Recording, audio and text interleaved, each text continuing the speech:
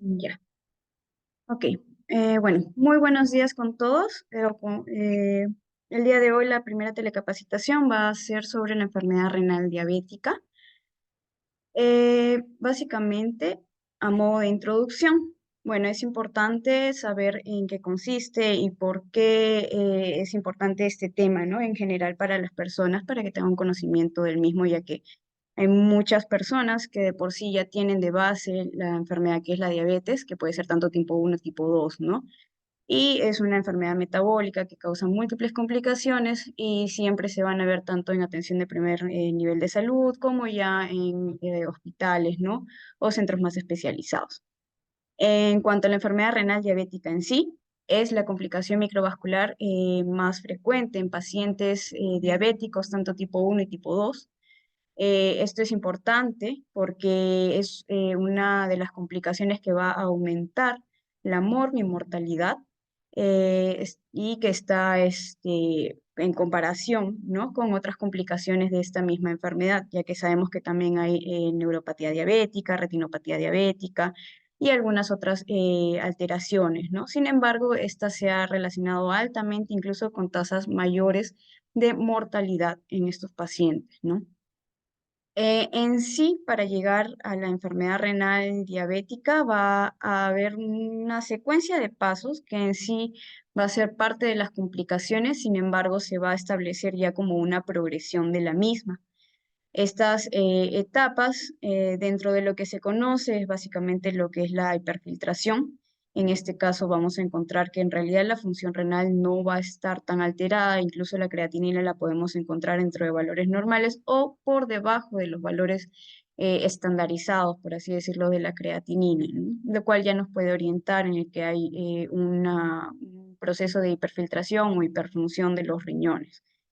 Va a haber albuminuria, esto quiere decir que va a haber pérdida de proteínas, que en este caso es netamente la albúmina, que es una de las principales proteínas intravasculares para la presión oncótica, ¿no? Va a haber, bueno, posterior a ello, si es que no hay algún paso en el cual nosotros podamos detener o podamos identificar el problema, ya va a haber un deterioro de la función renal y esta función renal ya va a ir progresando en los diferentes estadios de la enfermedad renal. En sí, la enfermedad renal diabética se va a considerar como una lesión microangiopática. Eso quiere decir que son a nivel de vasos pequeños, con compromiso tanto del glomérulo, que sabemos que es un conglomerado de vasos, y de la función renal en sí, porque también va a haber alteración no tanto en el glomérulo, sino también en la función de los tubos. Y bueno, dentro de esto, el control de la glucosa principalmente, el tratamiento de la presión y la disminución del riesgo cardiovascular son los que se ha visto que van a ser los principales para retrasar la progresión de la enfermedad, en este caso de la complicación, ¿no? De la complicación que va a alterar la función renal. En cuanto a la epidemiología en sí, se ha estimado que para el 2021 la Federación Internacional ha visto que entre un rango de edad de 20 a 79 años, el 10,5% de personas con diabetes presentan la enfermedad renal diabética y se estima que para el 2030 esta estimación va a ir incrementando en 11,3 y de ahí en el 2050 va a ser hasta 12,5 también. Entonces, esto está en ascenso, por eso es importante la identificación de esta enfermedad. Se estima que ya aproximadamente uno de cada dos pacientes con diabetes no saben en sí su diagnóstico, es decir, que de por sí no tienen el conocimiento de que tienen la enfermedad de fondo de diabetes, no de enfermedad renal, pero sí de diabetes, no lo saben. Y bueno, en cuanto a la enfermedad renal diabética, es una de las complicaciones que va a más impactar en el pronóstico, como ya habíamos mencionado en sí, en la mortalidad. Ahora, la incidencia también se ha visto que se ha duplicado en la última década de diabetes tipo 2, lo cual ya es un signo de alarma, ¿no? Porque esto está incrementando en sí el riesgo y la exposición de las personas a este tipo de complicaciones, lo cual hace que se tenga que integrar mayor grupo y un programa con mayor capacidad para prevención en sí de la enfermedad. Y bueno, el riesgo de mortalidad, como ya había mencionado, va a ser mucho mayor en estos pacientes una vez que ya presentan la complicación en sí. En cuanto a los factores de riesgo, Los factores van a ser, o lo que tenemos que identificar son factores de susceptibilidad. Cuando hay esto, también hay que ver lo que es un proceso, un factor de riesgo que vaya a desencadenar la iniciación en sí de la complicación y posterior a que si se llegue a identificar esta enfermedad, factores de riesgo que puedan llevar a la progresión, ya sea lenta o incluso a acelerar la misma progresión de la enfermedad. ¿No? Esto tiene que ver básicamente con el control inadecuado de la presión. Por ejemplo, la sistólica la consideran cuando ya es mayor a 140. Estos van a tener también mayor riesgo de mortalidad y llegar a una enfermedad renal crónica con estadio 5 o ya terminal, lo que viene a ser ya incluso pacientes que van a requerir diálisis, ¿no? Entonces, básicamente, dos principales factores que se quieren disminuir son el riesgo cardiovascular y la progresión a la enfermedad, incluso llegar a diálisis, ¿no? En esta tabla podemos ver cuáles son los criterios que cumple cada uno de estos tres factores de riesgo, la susceptibilidad, la iniciación y la progresión. En cuanto a la susceptibilidad, es más que nada propio del paciente, ¿no? El sexo, la edad, la etnia, historia familiar como antecedentes familiares, factores de riesgo que de por sí vienen ya a desencadenar algunas complicaciones microvasculares como la hiperglicemia, la obesidad que se ha visto, la hipertensión, el tabaquismo en sí y ingesta de algunas proteínas, ¿no? Una vez que ya está la enfermedad en la iniciación, básicamente está si es que hay algún tipo de compromiso renal, pero ya genético. La misma obesidad y la hiperglicemia también va a tener mucho que ver con la iniciación de esta enfermedad e incluso posterior a ello ya se puede empezar a conocer que primero se va a presentar como una lesión renal aguda, ¿no? Y una vez que ya se vea la progresión, justamente hay que ver que se tiene que, bueno, valorar cuáles son los factores de riesgo para poder intervenir en estos, ¿no? Entonces, para poder ver ello también, tenemos que entender un poco la fisiopatología de la enfermedad renal diabética. ¿Esto qué quiere decir? ¿Cómo es que se va a llegar a este tipo de complicación? En cuanto a la enfermedad renal diabética, es la sumatoria de factores tanto hemodinámicos y metabólicos que van a ir variando durante, pues, dinámico, mejor dicho, ¿no? En cuanto a lo hemodinámico, tiene mucho que ver con el aumento de la presión intraglomerular, el estrés mecánico, el aumento de la filtración de las proteínas, que ya se había mencionado que es la albúmina la principal, y posterior el daño renal. Y bueno, como uno de los primeros que se puede observar dentro de las etapas de esta enfermedad, que es la hiperfiltración, que se ha visto que está relacionada a un aumento de la retroalimentación a nivel de túbulo glomerular, que no está bien regulada, lo cual va a llevar a una mayor excreción en ese momento de algunas proteínas y otras sustancias, ¿no? Esto como primera etapa en sí. En cuanto a lo metabólico, básicamente la hiperglicemia va a activar diferentes rutas de oxidación, alteración de proteínas, lípidos, ácidos nucleicos, lo cual finalmente va a conllevar un daño tisular en general. Y la alteración de la función mitocondrial va a llevar a las diferentes complicaciones de la diabetes en sí. Ahora, otro bueno, punto en este caso es la resistencia a la insulina, que es una de las cosas que se ve básicamente en la diabetes, ¿no? Y principalmente en la tipo 2. Esto que va a generar es la disfunción endotelial. En cuanto a los factores inflamatorios dentro de la fisiopatología, se ha visto que tanto la diabetes y, bueno, la hiperglicemia va a haber un aumento del gasto energético de las células en general a nivel renal, en este caso de las células tubulares, que van a desencadenar un episodio de hipoxia. ¿Esto qué quiere decir? Que va a haber un balance inadecuado tanto del requerimiento como del aporte de oxígeno a esa zona, lo cual va a conllevar posteriormente al desarrollo del daño netamente tubular, ¿no? Ahora, existe pérdida a raíz de esto de los capilares peritubulares y fibrosis intersticial, lo cual justamente ya va a ir siendo parte de la progresión de la enfermedad, ¿no? Si es que nosotros hiciéramos algún tipo de estudio en sí del tejido del riñón en las diferentes etapas de la enfermedad renal diabética, ya se podría hablar de una nefropatía diabética en sí, pero se estaría viendo algunos cambios ya como los mencionados en este caso, ¿no? La fibrosis, la pérdida de los capilares, una alteración en realidad ya en los glomérulos también. Y esto se ha visto que está también eh, de la mano con la alteración del sistema de renina-angiotensina-aldosterona, que es algo que es uno de los pilares principales dentro de estas enfermedades porque también tiene que ver mucho con el tratamiento. Y es porque la inhibición de este sistema es que a veces, nos ayuda mucho, o se ha visto durante el tiempo con múltiples investigaciones, que va a retrasar la progresión del daño de la enfermedad renal, en la enfermedad renal diabética en sí, y va a ayudar a que, pues, si bien es cierto, no frena la enfermedad, lo que va a ayudar es a, por lo menos, enlentecer la progresión de la enfermedad en sí. Ahora, en cuanto al diagnóstico, vamos a utilizar dos parámetros principalmente. Había mencionado que a veces se hacen biopsias, pero cuando es enfermedad renal diabética en sí, lo usual no es hacer biopsia. Lo primero que ya se hace es una monitorización tanto de la función renal como de los exámenes de orina, ¿no? En este caso con la creatinina sérica para hacer un estimado de la tasa de filtración glomerular y pues la presencia de albúmina en orina, que puede ser con un examen de orina simple, con una tira reactiva, y en todo caso poder cuantificar también la pérdida urinaria con una proteinuria de 24 horas. Ahora, la medición en cuanto a lo de la albuminuria o la microalbuminuria en algunos casos se debe realizar en cuanto a la diabetes tipo 1, se debe hacer en aproximadamente 5 años después del diagnóstico, ¿no? Y en la diabetes tipo 2 sí se debe hacer en el mismo momento del diagnóstico. Y bueno, posterior a esto se sugiere que sea ya anualmente en ambos casos.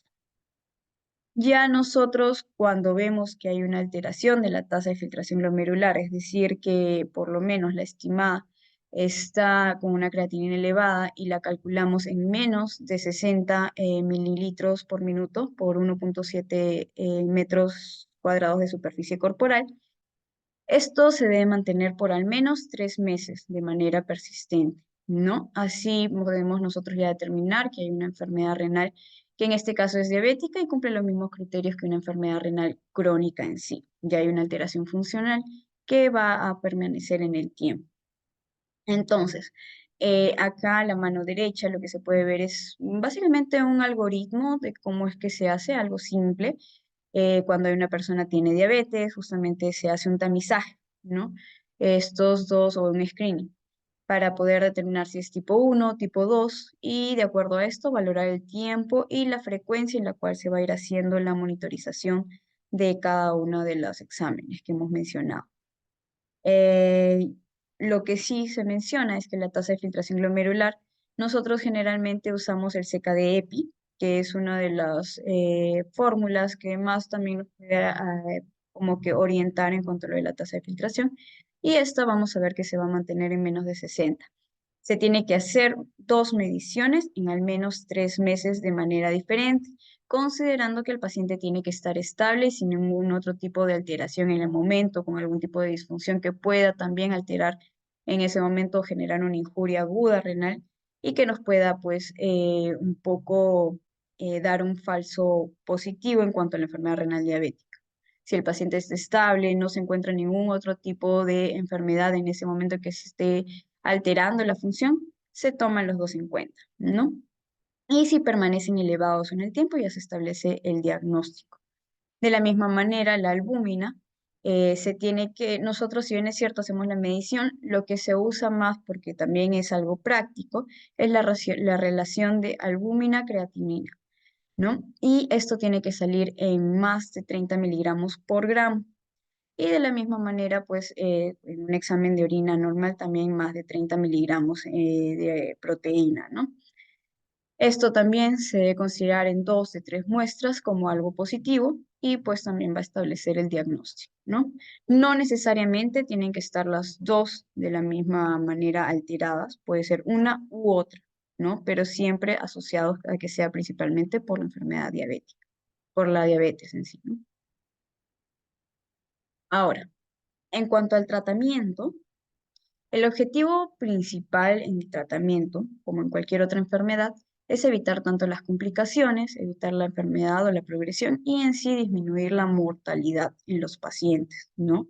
Pero esto principalmente lo hacemos evitando la progresión de la enfermedad, disminuyendo los riesgos, en este caso el riesgo cardiovascular, que es uno de los principales ligados a la enfermedad renal diabética, perdón, y en sí a la diabetes, ¿no? Y se debe intervenir en el control tanto de la glucosa como de la presión arterial y el bloqueo del sistema renina-angiotensina-aldosterona. Además que se han visto ya otros tratamientos como los inhibidores del SGLT2, que también ya se ha agregado como un pilar más dentro de este tipo de tratamiento para poder evitar o disminuir la mortalidad y progresión de la enfermedad.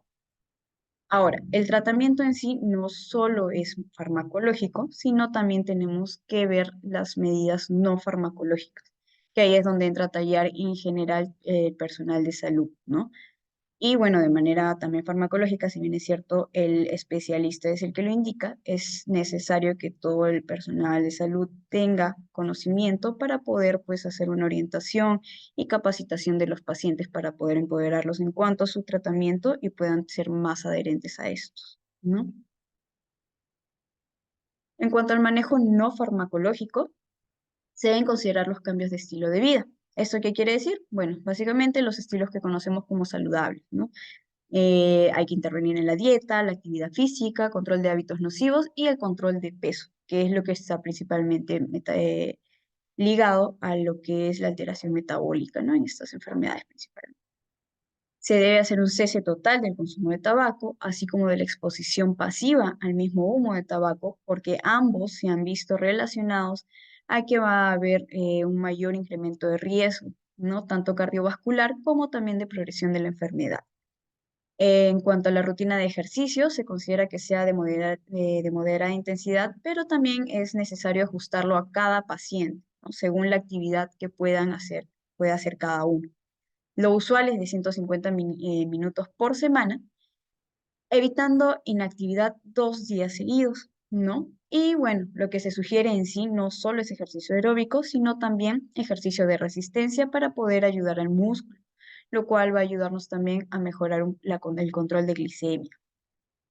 Ahora, la Kadoki, en cuanto a los hábitos de estilo de vida, en cuanto a la dieta, lo que nos sugiere es que hay una ingesta de calorías de aproximadamente entre 30 a 35 kilocalorías por kilo de peso por día.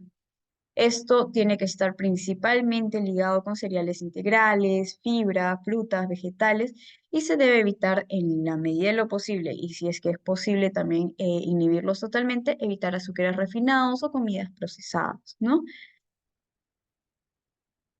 Ahora, la obesidad, en este caso, como en muchas otras enfermedades, es un factor de riesgo para múltiples condiciones en general de la salud, ¿no? Incluye la hipertensión, la enfermedad cardiovascular, apneas obstructivas del sueño y en este caso la diabetes también, un síndrome metabólico, ¿no? La acumulación de la grasa principalmente porque se considera que generalmente nosotros lo estandarizamos según el IMC, que es el peso y la altura, pero también es importante ver la acumulación de la grasa en cintura y la obesidad central, lo cual también se ha visto ligado a que si se excede, va a ser un factor de riesgo y principalmente cardiovascular, ¿no?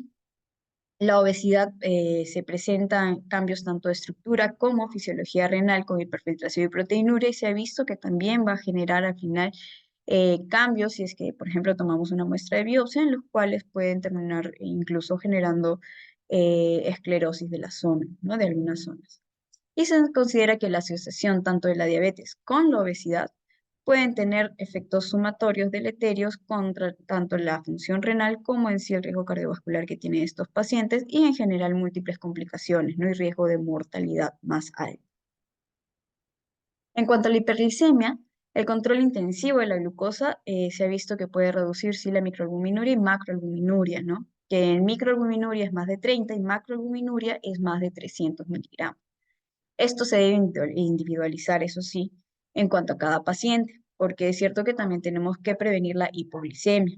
Esto tiene que ir acorde a cada característica de los pacientes, la edad, comorbilidades y expectativas de vida, ¿no? La CAIGO lo que sugiere es que la glicosilada sea para control menos de 7 para disminuir y retrasar las complicaciones microvasculares y en pacientes con riesgo de hipoglicemia se puede dar también un chance hasta menos de 8 de glicosilada, ¿no? Pero siempre, como se menciona, es que hay que individualizar los tratamientos. Ahora, Hay agentes hipoglicemiantes. Estos básicamente son los que se usan como pilares o como de primera línea para ayudar tanto al control glicémico como también se ha visto que están relacionados a disminuir la progresión. La metformina, como se ha visto desde hace años, es que es uno de los medicamentos de primera línea considerados para el tratamiento tanto de la diabetes como también para el control en sí metabólico del paciente. Estos actualmente se han ligado con los inhibidores de SGLT2, que son ahora, como mencioné al inicio, uno de los pilares para la inhibición de la progresión de la enfermedad y se ha visto múltiples factores benéficos en general en tanto a nivel renal, cardiovascular y en múltiples otras funciones del organismo que, bueno, aún siguen en estudio, ¿no? Sin embargo, bueno, por el momento, en cuanto a lo que me refiero de diabetes y enfermedad renal diabética, ayuda a disminuir la progresión y es uno de los medicamentos que también se ha visto últimamente que pues disminuye la mortalidad.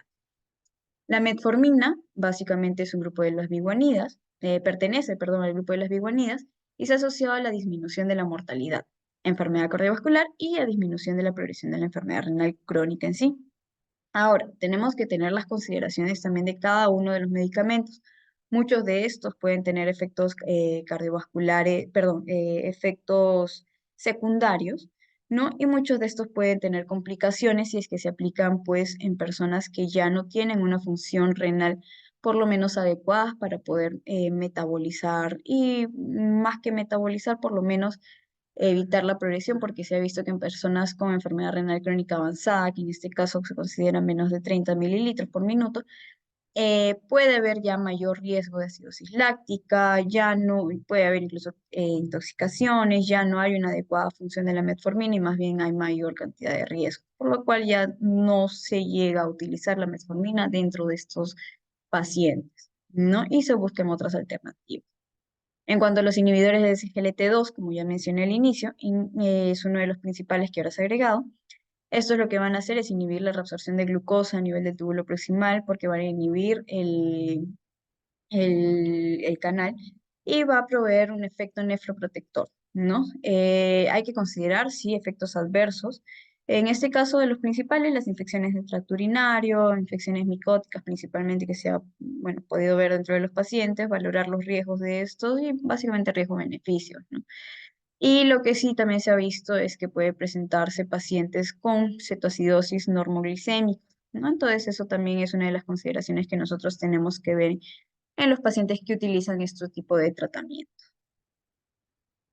Ahora, uno de los grupos que también está en estudio son agonistas del receptor del GLP-1.